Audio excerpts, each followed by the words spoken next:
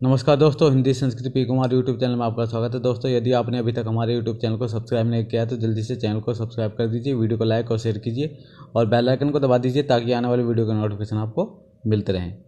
दोस्तों, आज की वीडियो में हम वचन की परिभाषा, वचन के भेद और वचन परिवर्तन के नियम पर चर्चा करेंगे। दोस्तों, संपूर्ण जानकारी के लिए आप इस वीडियो को अंत तक देखें। चलिए दोस्तों, वीडियो को शुरू करते हैं। वचन, देखिए वचन का शाब्दिक अर्थ है कथन, वाणी या बोली।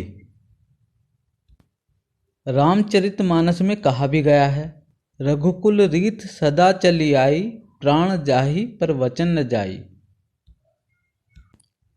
लेकिन व्याकरण में वचन का अभिप्राय संख्या से है। विकारी शब्दों के जिस रूप से उनकी संख्या एक या अनेक होने का बोध होता है उसे वचन कहते हैं। दूसरे शब्दों में हम यह कह सकते हैं, किसी शब्द के जिस रूप से उसके एक या एक से अधिक होने का बोध हो उसे वचन कहते हैं। वचन के भेद, देखिए संस्कृत में वचन 3 प्रकार के होते हैं, एक वचन, द्विवचन और बहुवचन। किंतु हिंदी में केवल 2 वचन हैं, एक वचन और बहुवचन। एक वचन शब्द के जिस रूप से एक वस्तु या एक पदार्थ का बोध होता है उसे एक वचन कहते हैं। जैसे बालक, किताब, घोड़ा, मेज आदि। देखिए इन शब्दों से सिर्फ एक वस्तु का बोध या एक पदार्थ या एक व्यक्ति का बोध हो रहा है, तो ये एक वचन शब्द हैं। एक वचन के कुछ नियम, प्रत्येक, हर एक के साथ क्रिया का सदैव एक वचन प्रयोग होता है। व्यक्तिवाचक संज्ञा एक वचनीय होती हैं, जैसे महेश, सुनील, सुरेश आदि। भाववाचक संज्ञाएं अधिकतर एक वचन में होती हैं, जैसे एकता, महत्व, क्षमा, ममता आदि। पदार्थ संबंधी संज्ञाएं एक वचनीय होती है, जैसे सोना, चांदी, तांबा आदि। बहुवचन शब्द के जिस रूप से एक से अधिक वस्तुओं या पदार्थों का बोध होता है उसे बहुवचन कहते हैं। जैसे बालकों, किताबों, घोड़ों, मेजों आदि।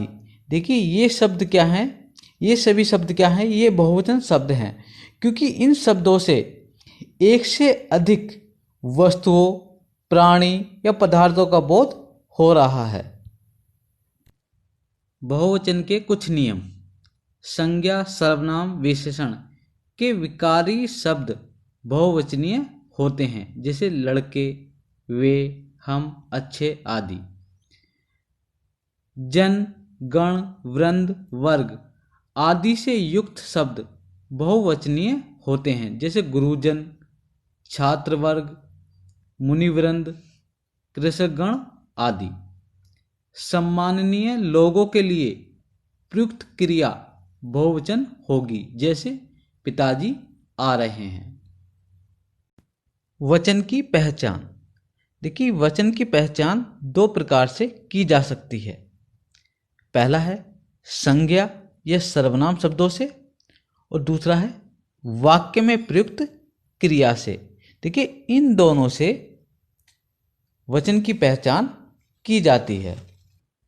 पहला है संज्ञा या सर्वनाम से वचन की पहचान। देखिए लड़का खेल रहा है, तो इसका बहुवचन क्या होगा, लड़के खेल रहे हैं, क्योंकि लड़का एक वचन है और लड़के बहुवचन हैं। ये क्या है, ये संज्ञा शब्द हैं। कुत्ता भौंक रहा है, कुत्ता संज्ञा शब्द है जो एक वचन है। कुत्ते भौंक रहे हैं, ये संज्ञा शब्द है और ये बहुवचन है। वह आया है, ये सर्वनाम शब्द है जो एक वचन है।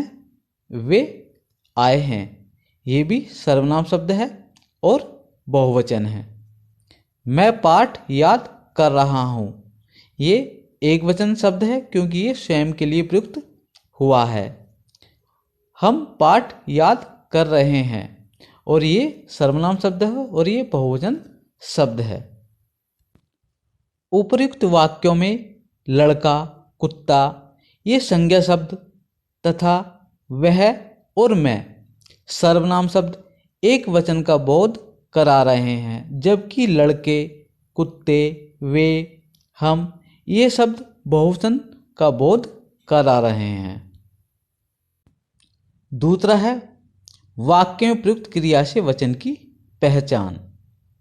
देखिए, पहले वाक्य में हाथी पानी पी रहा है और दूसरे वाक्य में हाथी पानी पी रहे हैं। पहला वाक्य है हाथी पानी पी रहा है और दूसरा वाक्य है हाथी पानी पी रहे हैं। देखिए, हाथी पानी पी रहा है, हाथी शब्द जो है वो संज्ञा शब्द है और हाथी शब्द एक वचन और बहुवचन में समान रूप से प्रयोग किया जाता है। लेकिन क्रिया क्या है? पहले वाक्य में क्रिया एक वचन है और दूसरे वाक्य में क्रिया बहुवचन है। तो इस आधार पर हम कह सकते हैं कि पहला वाक्य एक वचन वाक्य है और दूसरा वाक्य बहुवचन वाक्य है।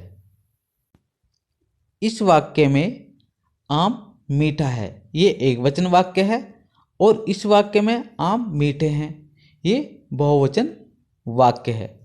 देखिए, उपर्युक्त वाक्यों में पी रहा है तथा मीठा है वाक्य में प्रयुक्त संज्ञा शब्दों के बारे में बता रहे हैं कि ये सभी एक वचन में हैं, जबकि वाक्य में प्रयुक्त क्रिया पी रहे हैं, मीठे हैं से इस बात का बोध होता है कि वाक्य में आए संज्ञा शब्द हाथी, आम बहुवचन है, अर्थात इनकी सबकी संख्या एक से अधिक है।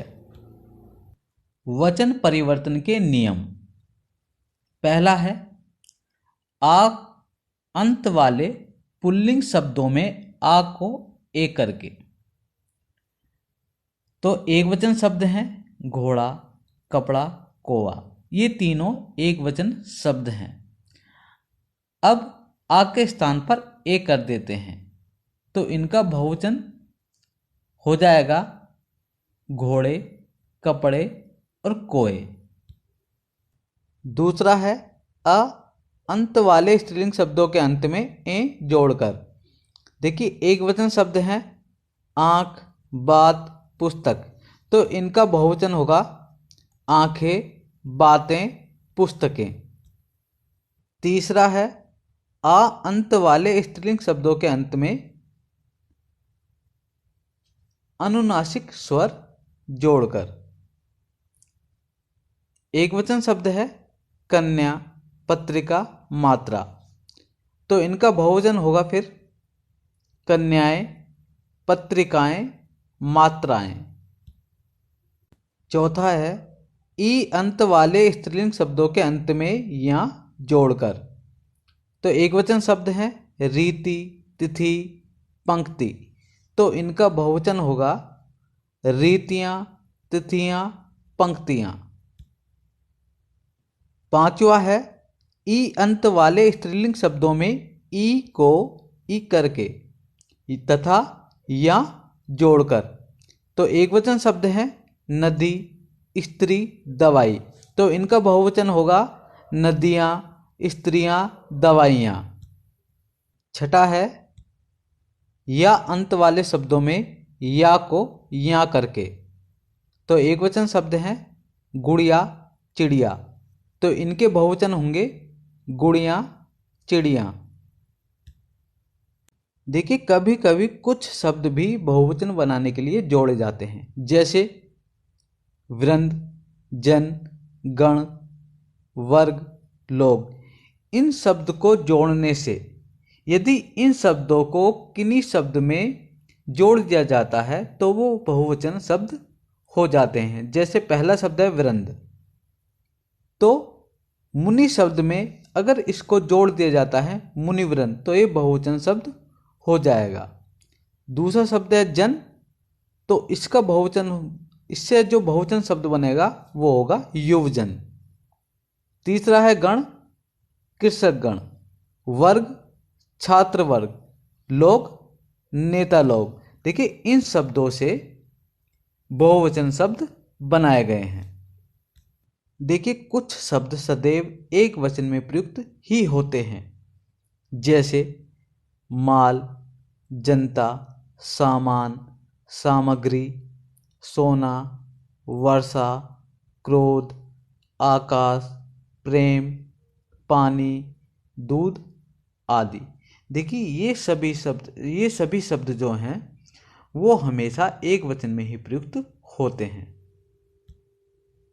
देखिए कुछ शब्द सदैव बहुवचन में ही प्रयुक्त होते हैं, जैसे प्राण, दर्शन, आंसू, होश, बाल, हस्ताक्षर, समाचार आदि। ये सभी शब्द जो हैं हमेशा बहुवचन में ही प्रयोग किए जाते हैं। कुछ शब्दों के बहुवचन नहीं बनते हैं, जैसे मामा, दादा, नाना, चाचा आदि। देखिए इन शब्दों के बहुवचन शब्द नहीं बनते हैं। भाववाचक संज्ञाओं का प्रयोग एक वचन में ही किया जाता है। दोस्तों वचन की परिभाषा, वचन के भेद, वचन परिवर्तन के नियम अब आपको अच्छी तरह से समझ में आ गए होंगे। दोस्तों अगली वीडियो में हम वचन से संबंधित ऐसे 30 अति महत्वपूर्ण बहुविकल्पीय प्रश्नों पर चर्चा करेंगे जो परीक्षा में बार बार पूछे जाते हैं। तो दोस्तों हिंदी व्याकरण से संबंधित महत्वपूर्ण प्रश्नों के लिए आप हमारे YouTube चैनल से जुड़े रहिए। दोस्तों यदि आज की वीडियो आपको पसंद आई हो तो वीडियो को लाइक और शेयर कीजिए, और ऐसे ही महत्वपूर्ण प्रश्नों की सीरीज पाने के लिए जल्दी से हमारे चैनल को सब्सक्राइब कीजिए और बेल आइकन को भी दबा दीजिए। तो दोस्तों मिलते हैं अगली वीडियो में कुछ और महत्वपूर्ण प्रश्नों के साथ। तब तक के लिए नमस्कार।